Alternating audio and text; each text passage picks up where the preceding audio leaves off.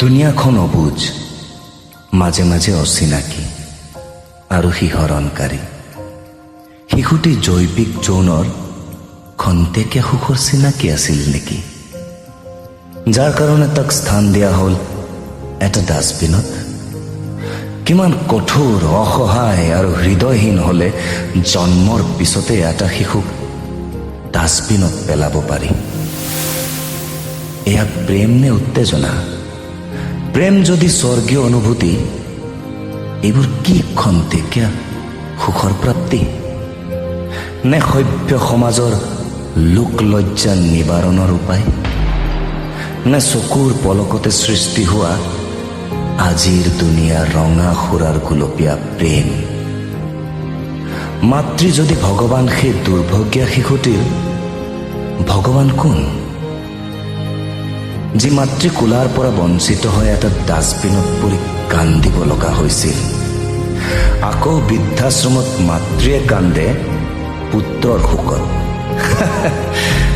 এই নেকি আধুনিকতা? হাই দুনিয়া, সালা সাল্লাম দুনিয়া। বৰ্তমান সভ্য সমাজ উন্নতিৰ জখলাত, তাৰ পিছতো খবৰ আহে 12 বছৰীয়া এগৰাকী শিশু ধৰ্ষিতা, যৌতুকৰ কাৰণে অত্যাচাৰ, দালালৰ লুণ্ঠন, জৈৱ বৈচিত্ৰ্যৰ ধ্বংস, কৃষকৰ আত্মহত্যা। কৰবাত কিবা এটা খেলি মেলি আছে। আমিবোৰ শিক্ষিত নে জ্ঞানী?